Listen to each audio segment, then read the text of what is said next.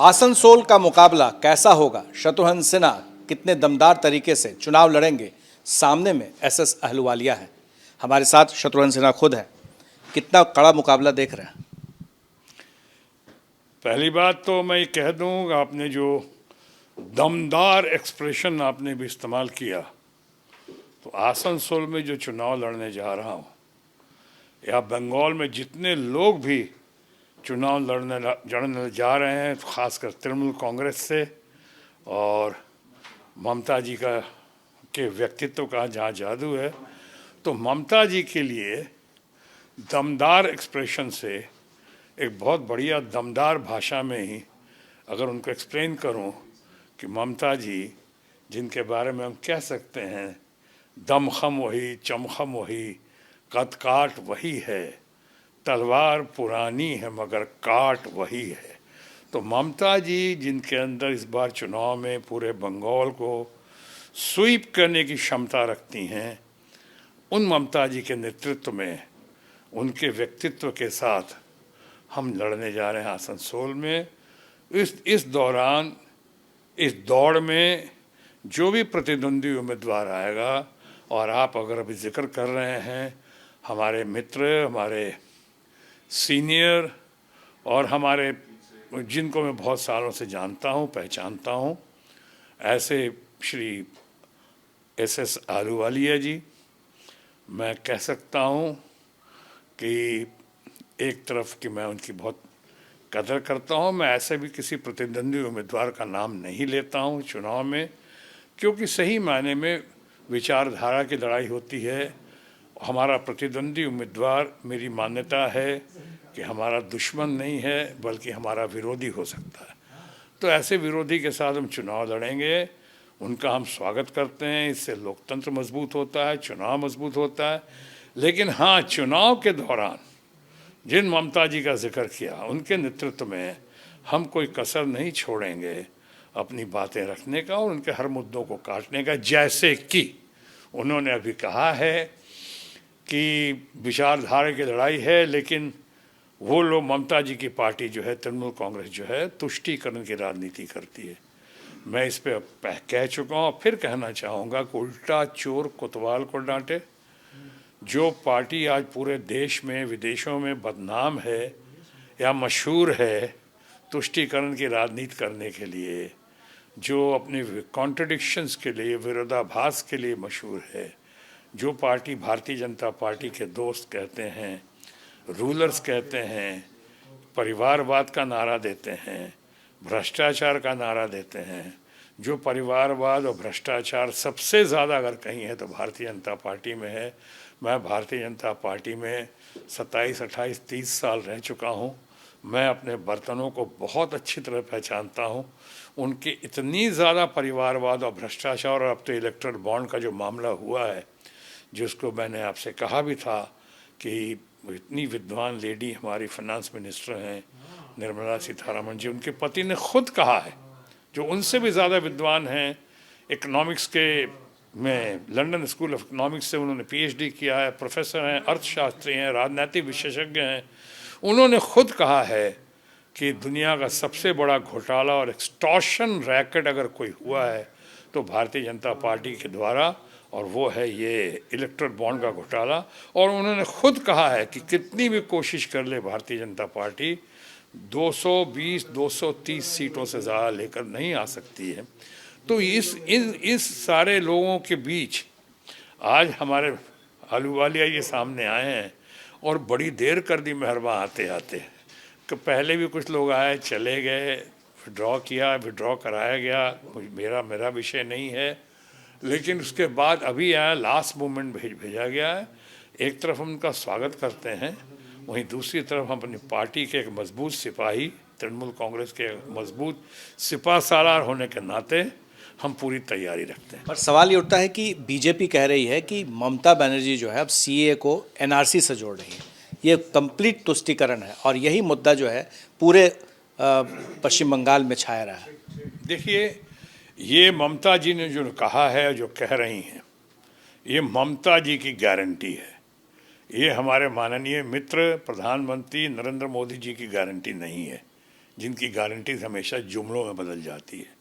वो 2 करोड़ लोगों को रोज़गार देने की गारंटी, 15 लाख घर पहुंचाने की गारंटी हर इंसान के, रोज़गार के साथ साथ महंगाई, बहुत हुई महंगाई की बार, अब की बार मोदी सरकार उसकी गारंटी ख़त्म करने की, वो सब करके अब नई गारंटी ला रहे हैं। और चुनाव की घड़ी में कुछ ऐसे मुद्दे ला रहे हैं जिनमें कहा था कि विरोधाभास, कॉन्ट्रडिक्शंस।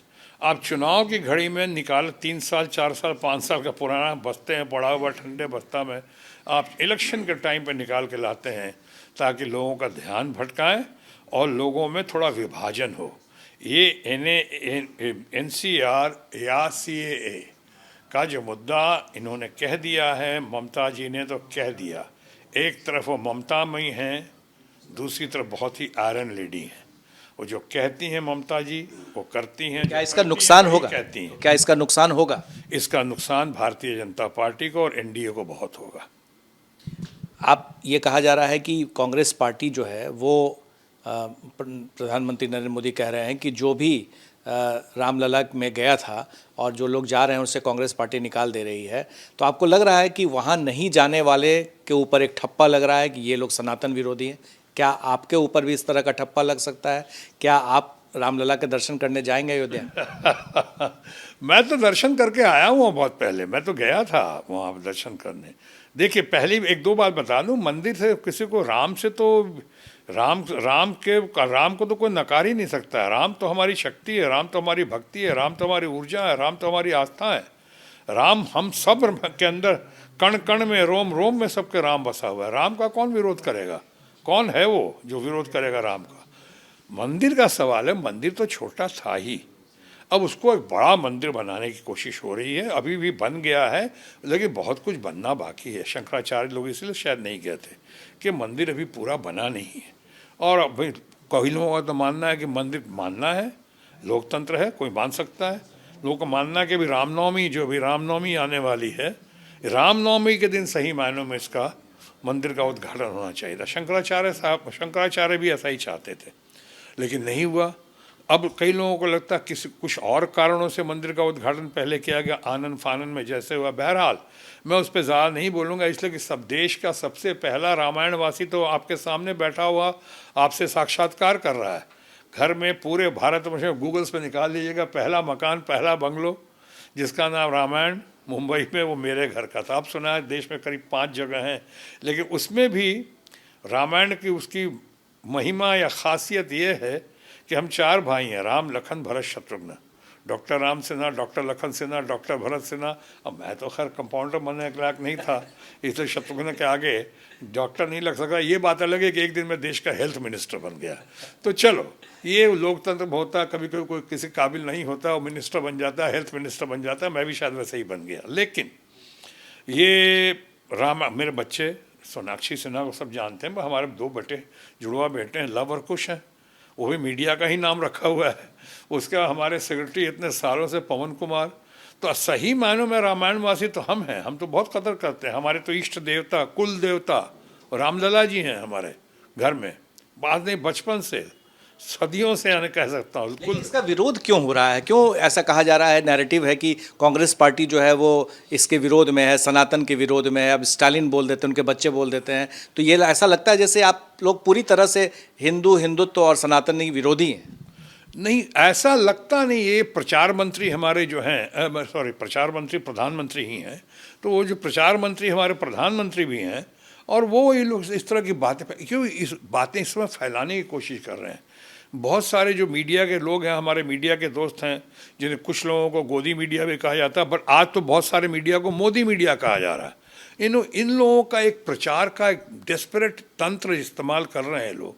आप बताइए, और कुछ कहने को नहीं है, कुछ भी कहने को नहीं है कि साहब आप महंगाई पे बात नहीं करेंगे, आप हमारी पहलवान बेटियों को, ओलंपियंस को जिस तरह से आप उनको जुल्म करते हैं, सितम करते हैं, उन पर कुछ नहीं कहेंगे। मणिपुर पे आप कुछ नहीं कहेंगे, कठुआ पे कुछ नहीं कहेंगे, आप हाथरस पे कुछ नहीं कहेंगे, सिर्फ संदेश खाली पे कहेंगे आप, राइट और रॉन्ग आपके दृष्टिकोण से।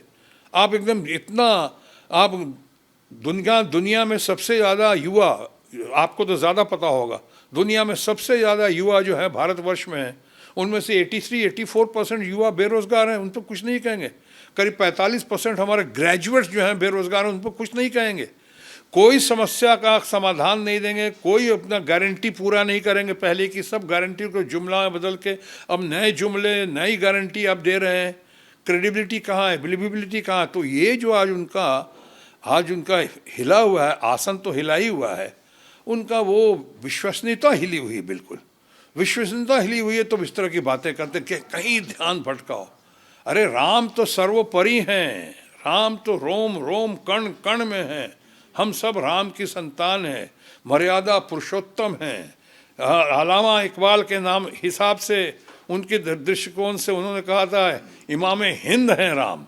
तो उनके बारे में किसी को विरोध नहीं। और कोई अगर एक दो आदमी ने कभी किसी जोश में कुछ कह दिया तो उसके आप कहेंगे पूरी पार्टी ऐसा कह रही है, सबके सब लोग ये कह रहे हैं। तो ऐसा क्यों रहा कि कांग्रेस पार्टी इसी नाम पर छोड़?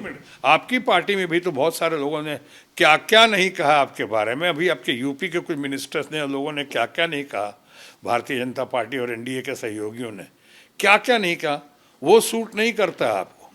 अब कहीं कह दिया कौन राम, मैं नहीं समझता कोई भी राम विरोधी है, सब राम भक्त हैं यहाँ पे देश। कांग्रेस पार्टी से इतने लोग बड़ी संख्या में क्यों जा रहे हैं, बीजेपी ज्वाइन कर रहे हैं? वो तो आप जानते हैं भाई, वो आप जानते हैं, सब कोई मानते हैं कि सरकारी एजेंसीज का जैसा दुरुपयोग हो रहा है। घर वाले, फैमिली वाले कहते हैं क्या कर रहे हो तुम, जेल चले जाओगे, तुम जेल में रहोगे, हम लोग का क्या होगा। ये है कोई पैसा बचाने के लिए, कोई पैसा पाने के लिए, कोई पैसे किसी के खो न जाए इसके डर से। तो ये बहुत सारे कारण हैं, आप तो देख रहे हैं। अभी हम नहीं कह रहे हैं, अभी मामला कोर्ट में है, लेकिन देश का इतना इम्पोर्टेंट, पावरफुल, इतना लोकप्रिय, इतना लवेबल हीरो और केजरीवाल आज वो कह रहा है तो हल्ला कर रहे हैं कि तो जेल से नहीं चलाने देंगे उसको। क्यों नहीं चलाने दोगे भाई? जब कोर्ट मना नहीं कर रहा, संविधान मना नहीं कर रहा, तुम कौन होते हो कहने वाले कि हम नहीं चलने देंगे कोर्ट ये जेल से? क्या दिल्ली की किसी जनता ने ज़रा से भी आवाज़ उठाई है? मर्मरिंग हुई है कुछ? किसी ने नुक्ताची लेकर सामने आया कोई कि भाई इनको जेल से नहीं भरे कर रहे? जो आप लाभार्थी हो, आपका ख्याल रखा जा रहा है, जो गार्डियन की तरह सारे वोटर्स का, सारे सपोर्टर्स का, सारे वेलविशर्स का, सारी ऑडियंस का, उन लोग को इतना ख्याल रखा जा रहा है। तो वो जेल से जाए जहाँ से है, उनको रिजल्ट से मतलब है, अच्छा कर। तो कई चीज़ें जो हैं बहकाई जा रही, फैलाई जा रही हैं, कई चीज़ें मुझे दिखता है। और इसका असर ज़्यादा होगा ना, चुनाव की घड़ी आ गई, पब्लिक सब कुछ समझ रही है। अब तो सब कुछ सामने है, लगभग सीटें तय हो गई हैं, उम्मीदवार भी आ गए हैं। तो क्या आपको लगता है कि अब इंडिया गठबंधन को अपना पीएम का उम्मीदवार घोषित कर देना चाहिए? क्या लगता है कि ममता बनर्जी का नाम सामने आना चाहिए? ममता बनर्जी तो गेम चेंजर हैं ही, बहुत ही एबल हैं, रेस्पेक्टेबल हैं, केपेबल हैं, ऑनरेबल हैं, ट्राई टेस्टेड और सक्सेसफुल हैं। 3 बार वो चीफ मिनिस्टर रह चुकी हैं। हमेशा जब तक चाहेंगे पब्लिक और जब तक वहाँ की जनता चाहेगी, उनके अंदर संभावना है उनको उसी टॉप शीर्षस्थ पद पे उनको रखने की। क्योंकि ममता मई भी हैं, उतनी लेडी जो है, लेडी ऑफ सब्सटेंस हैं ममता बनर्जी, लेकिन साथ ही साथ आयरन लेडी हैं। उनको सबको ले चलने की अनुशासन के साथ, उनके लिए जो कमिटमेंट है जनता की, सीइंग इज़ बिलीविंग है, देखना चाहिए। हम लोग दूर बैठ के बात करते हैं, लेकिन साथ ही साथ क्या प्राइम मिनिस्टर बनेंगी वो, उस पर मैं तो नहीं कह सकता हूँ। ये तो इंडिया ब्लॉक के लोगों को करना चाहिए, वही लोग करेंगे। आई एम श्योर बहुत सारे कैपेबल लोग हैं। आप लोग कहते हैं राहुल गांधी हैं, केजरीवाल हैं, खड़गे साहब हैं, अखिलेश भी हो, बहुत सारे लोग हैं, सब कैपेबल हैं। ममता बनर्जी तो हैं ही, अव्वल नंबर पे आती हैं। लेकिन बनेंगी प्रधानमंत्री या नहीं, ये तो वो लोग डिसाइड करेंगे। और कोई ऐसी जल्दबाजी नहीं है। आपने कहा कि अब क्यों अनाउंस करना चाहिए? अभी जो 400 पार का नारा दे रहे हैं, ये हमें इसका नतीजा कहीं 2004 वाला ना हो जाए। 2004 में हम भी मंत्री पद पे थे, हम भी थे उस वक्त, कैबिनेट में भी थे, और हम वहाँ पे अटल जी के साथ, हम लोग फादर फिगर अटल बिहारी वाजपेयी के साथ हम लोग थे वहाँ पे, उनकी सेना बनकर। वहाँ पे कितना लोगों ने बहका दिया, भड़का दिया हम लोगों को। 7 महीने पहले चुनाव कर दिया, अति विश्वास में या अति उत्साह में। और उस समय क्या हुआ, हम लोग 7 महीने पहले चुनाव किया, हमने को फील गुड फैक्टर लेकर आ गए। हम आ गए क्या, इंडिया शाइनिंग। और क्या हुआ, परखच्चे उड़ गए हमारे। जब रिजल्ट आया था 2004 में, तो वो चेहरा जिसका उस वक्त किसी ने नहीं सोचा था, मनमोहन सिंह जैसा विद्वान चेहरा सामने आया।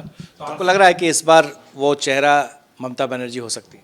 इस बार जो भी चेहरा होगा बहुत अच्छा चेहरा होगा, देश की जनता के लिए और बंगाल की जनता के लिए बहुत ही सुंदर चेहरा होगा। आखिर आपको आसनसोल से टिकट कैसे मिला था, इस बात का खुलासा करेंगे कि आप कहाँ थे उस वक्त? क्योंकि आप कांग्रेस पार्टी से आप चुनाव लड़ चुके थे और कांग्रेस पार्टी में थे, तो अचानक तृणमूल कांग्रेस बिहार से बंगाल जाने का कैसे, टिकट का वो क्या था? देखो, बिहारी बाबू हूँ कि बंगाली बाबू हूँ, अब सही मायने में तो हिंदुस्तानी बाबू हूँ। आप सबको इस बात की बहुत खुशी होनी चाहिए, प्रसन्नता होनी चाहिए कि आपके अपने परिवार का, आपके अपने घर का आदमी जो बिहार में रिकॉर्ड मतों से जीतता रहा, उपचुनाव में बंगाल में पहली बार कदम रखा, वहाँ पे आसनसोल में पहली बार जीवन में कदम रखा आसनसोल में, और 15 दिनों के अंदर में वहाँ पे, जैसा मैंने शुरू में कहा, ममता जी के नेतृत्व में या उनके व्यक्तित्व का साथ लेकर हम रिकॉर्ड मतों से यहाँ विजयी हुए, वहाँ की जनता जनार्दन के आशीर्वाद से।